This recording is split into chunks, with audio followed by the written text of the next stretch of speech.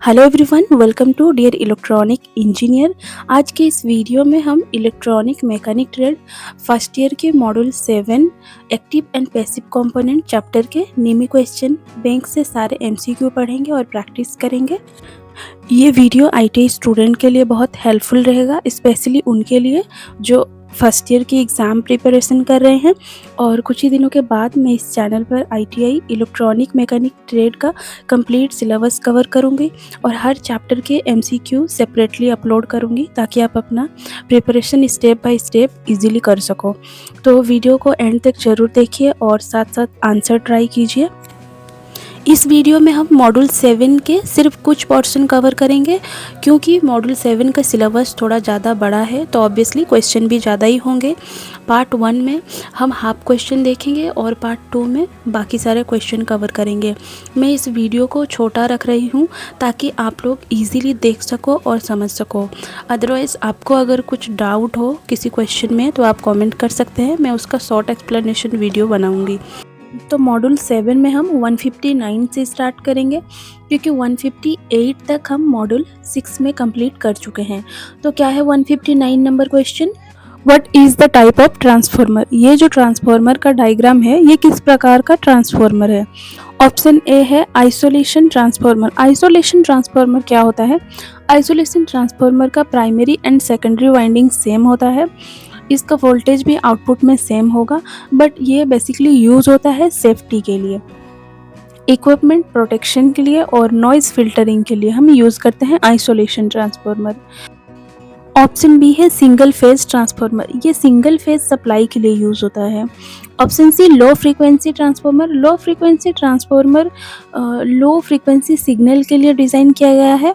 और high frequency transformer, ये जो हम फिगर देख रहे हैं, ये जो डायग्राम है, ये हाई फ्रीक्वेंसी ट्रांसफार्मर का ही है और इसमें हम फेराइट कोर यूज़ करते हैं। तो करेक्ट आंसर यहाँ है option D, high frequency transformer. Next question है how power rating is specified for transformers. मतलब ट्रांसफार्मर की कैपेसिटी या पावर किस यूनिट में बताई जाती है। तो देखिए ऑप्शन है वाट। वाट किसका यूनिट है? पावर का। वोल्टेज का यूनिट क्या है? Volt. Volt ampere. Volt ampere क्या है? इससे ही हम ट्रांसफार्मर के पावर रेटिंग बताते हैं, वोल्ट एम्पियर से। Horse power. हॉर्स पावर क्या है? इंजन की पावर को मेजर करता है। कौन? Horse power. तो यहाँ पे करेक्ट आंसर क्या है? Volt ampere. नेक्स्ट क्वेश्चन है विच component opposes any change in current. मतलब कौन सा कंपोनेंट करंट बदलने से रोकता है। ऑप्शन देखते हैं। ऑप्शन ए है डायोड। डायोड करंट को सिर्फ एक डायरेक्शन में फ्लो होने देता है। Option B resistor. Resistor current को अपोज करता है, मीन्स करंट को रोकता है। सी इंडक्टर। इंडक्टर क्या करता है? इंडक्टर को हम कॉइल भी कहते हैं। इंडक्टर करंट में कोई भी चेंज होने से ऑटोमेटिकली अपोज करता है। कैपेसिटर। कैपेसिटर वोल्टेज में कोई चेंज होने से अपोज करता है। तो देखिए इंडक्टर यहाँ पे करंट को चेंज होने नहीं देता और कैपेसिटेंस वोल्टेज को चेंज होने नहीं देता। तो यहाँ पे क्वेश्चन में क्या है, कौन सा कंपोनेंट करंट को चेंज होने नहीं देता? तो वो है इंडक्टर। करेक्ट आंसर है सी। नेक्स्ट क्वेश्चन देखते हैं what is the unit of inductance. Inductance का यूनिट क्या है? ऑप्शन ए है जूल। जूल किसका यूनिट है? एनर्जी का। फैरेड। फैरेड कैपेसिटेंस का यूनिट है। हेनरी। हेनरी इंडक्टेंस का यूनिट है। और वाट। वाट है पावर का यूनिट। तो यहाँ पे करेक्ट आंसर क्या होगा? Henry. Option C. Next question है which value is equal to 1 picofarad. मतलब कौन सा वैल्यू 1 पिकोफैरड के बराबर है। तो देखिए ऑप्शन ए है 10 to the power 6 farad, 10 to the power 12 farad, 10 to the power -6 farad, 10 to the power -12 farad. तो यहाँ पे करेक्ट आंसर होगा 10 टू द पावर -12 फैरड जो होता है उसी को हम 1 पिको फैराडे भी कहते हैं। देखिए ऐसा क्वेश्चन एग्ज़ाम में बहुत बार आता है, तो ये मैं एक टेबल बनाई हूँ, आप इसको याद कर लेना ताकि एग्ज़ाम में कभी भी ऐसा क्वेश्चन आए तो आंसर कर सको। तो सबसे पहला क्या है? प्रीफिक्स, फिर प्रीफिक्स का सिंबल और फिर उसके बाद है वैल्यू। तो देखते हैं हम 10 टू द पावर 3 से। 10 टू द पावर को हम क्या कहते हैं? किलो। और किलो का सिंबल क्या है के। 10 टू द पावर 6 को हम क्या कहते हैं मेगा। 10 टू द पावर 9 को क्या कहते हैं गीगा। 10 टू द पावर 12 को क्या कहते हैं टेरा। अब इधर नीचे देखते हैं 10 टू द पावर -2 को क्या कहते हैं सेंटी, जिसका सिंबल क्या है सी। 10 टू द पावर -3 को क्या कहते हैं मिली। 10 टू द पावर -6 को क्या कहते हैं माइक्रो। 10 टू द पावर -9 को क्या कहते हैं nano. And 10 to the power -12 को क्या कहते हैं पिको। तो इतना आपको याद रखना पड़ेगा क्योंकि एग्ज़ाम में इतना तक आता है। कोई भी आ सकता है एग्ज़ाम में, ठीक है। माइक्रो, मिली, पिको, मेगा, गीगा कोई भी आ सकता है। तो आपको ये सब थोड़ा याद करके रखना पड़ेगा। और बहुत बार जब हम लोग न्यूमेरिकल सॉल्व करते हैं ना तो उसमें भी इसको कन्वर्ट करना पड़ता है, इसमें भी हम वैल्यू को कन्वर्ट करते हैं, तो इसलिए आपको ये याद करना ज़रूरी है। तो इसको याद रख लेना। यहाँ पे करेक्ट आंसर क्या होगा 10 to the power -12। Next question देखते हैं 164। Which factor determines the inductance value. Inductance की वैल्यू किस फैक्टर पर डिपेंड करती है। तो देखिए ऑप्शन है material of the coil, coil की मटेरियल के ऊपर डिपेंड करती है। Diameter of the coil, coil के डायमीटर के ऊपर डिपेंड करती है।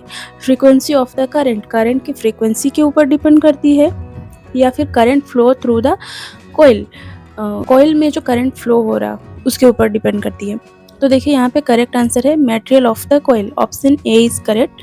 Material of the coil, coil के अंदर जो मटेरियल है iron core, air core, ferrite core, इसके ऊपर डिपेंड करती है इंडक्टेंस की वैल्यू।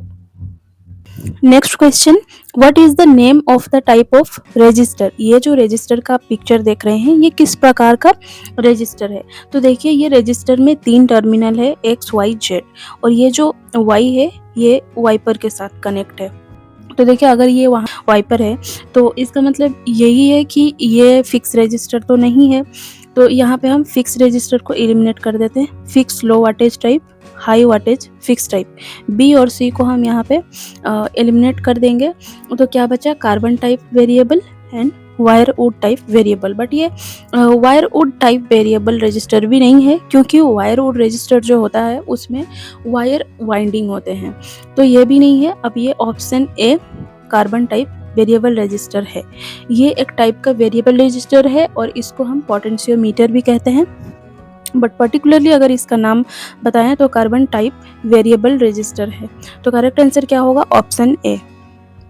क्वेश्चन है what is the colour code for 100 ohm resistor. 100 ohm resistor का कलर कोड क्या है।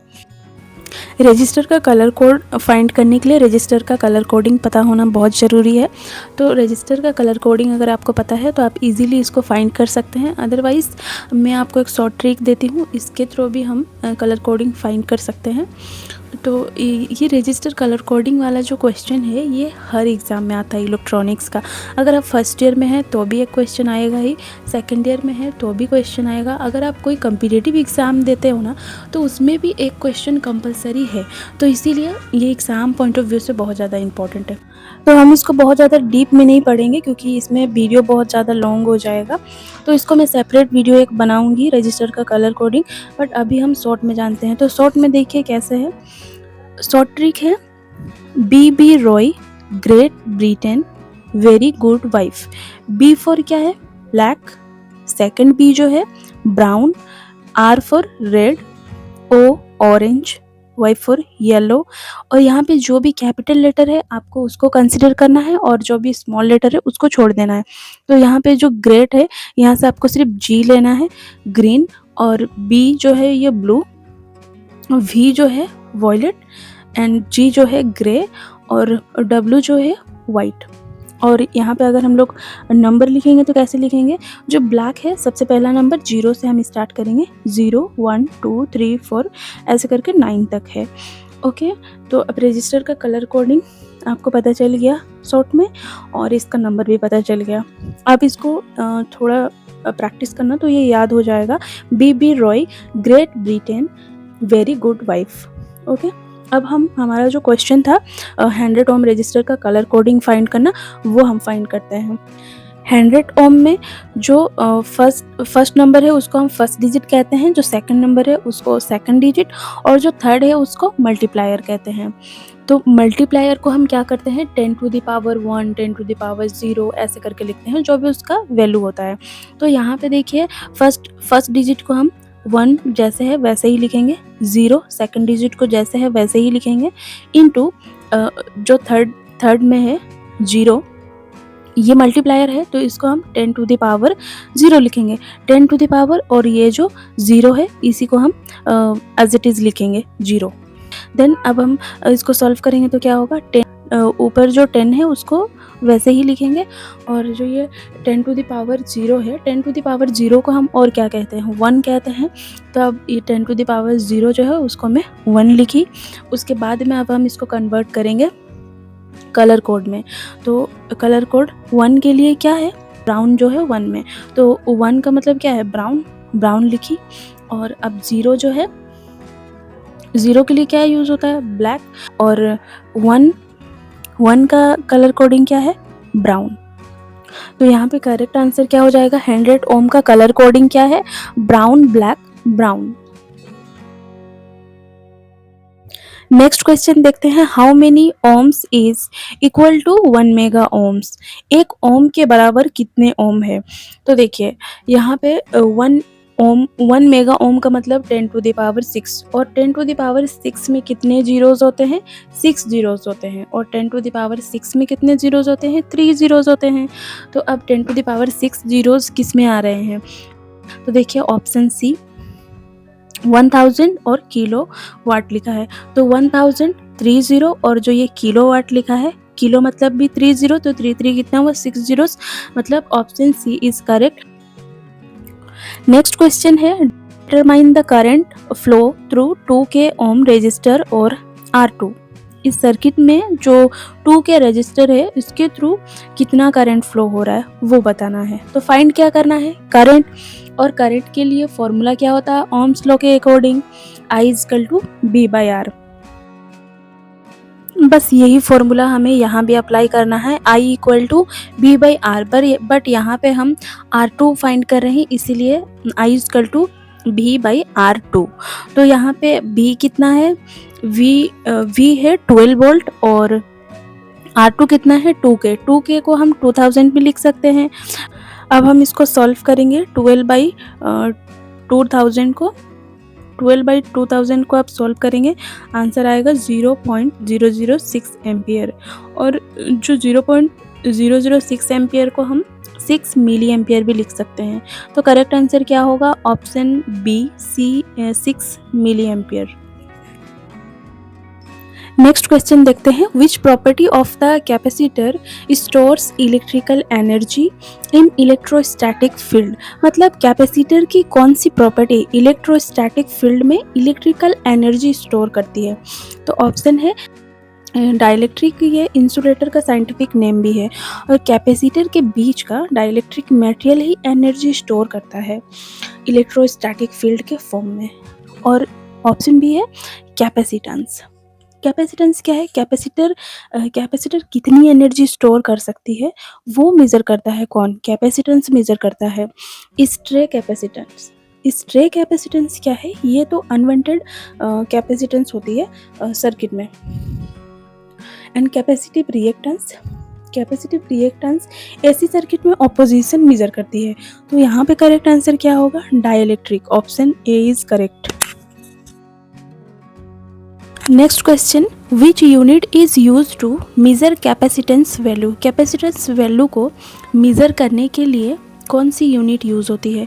तो देखिए सबसे पहला क्या है, मो किसका यूनिट है, कंडक्टेंस का। ओम किसका यूनिट है, रेजिस्टेंस का। फैरेड किसका यूनिट है, कैपेसिटेंस का। एंड हेनरी किसका यूनिट है, इंडक्टेंस का। तो यहाँ पे कैपेसिटेंस का यूनिट क्या हुआ, फैरेड। तो करेक्ट आंसर होगा farad, option C. Next question, what is the name of the coil. ये जो आप फिगर में देख रहे हैं ये कॉइल का नाम क्या है। ऑप्शन ए है iron core choke, option B air core choke, option C low frequency inductors, and option D high frequency inductors. यहाँ पे राइट आंसर होगा हाई फ्रीक्वेंसी इंडक्टर्स। ये जो फिगर में आप देख रहे हैं ये हाई फ्रीक्वेंसी इंडक्टर्स है, option D is correct. But मैं एक क्वेश्चन पूछना चाह रही हूँ, यहाँ पे जो कॉइल है, कॉइल का एक दूसरा नाम भी है, वो आप मुझे कमेंट करके बताइए क्या नाम है कॉइल का दूसरा नाम। नेक्स्ट क्वेश्चन है what is the name of multi turn potentiometers. Multi turn potentiometers का नाम क्या है? तो ऑप्शन ए है multi turn dual ports, multi turn trim ports, single turn trim ports and single turn dual ports. तो यहाँ पे आंसर होगा option B multi turn trim ports, जिससे हम वैल्यू एडजस्ट करते हैं। तो यहाँ पे करेक्ट आंसर है ऑप्शन बी। नेक्स्ट क्वेश्चन देखते हैं what is the purpose of the electronic component used in radio receiver. ये जो इलेक्ट्रॉनिक कंपोनेंट आप देख रहे हैं, ये जो फिगर है, ये कंपोनेंट का रेडियो रिसीवर में क्या पर्पस है, क्या यूज है? ऑप्शन ए है डीमॉड्यूलेटर।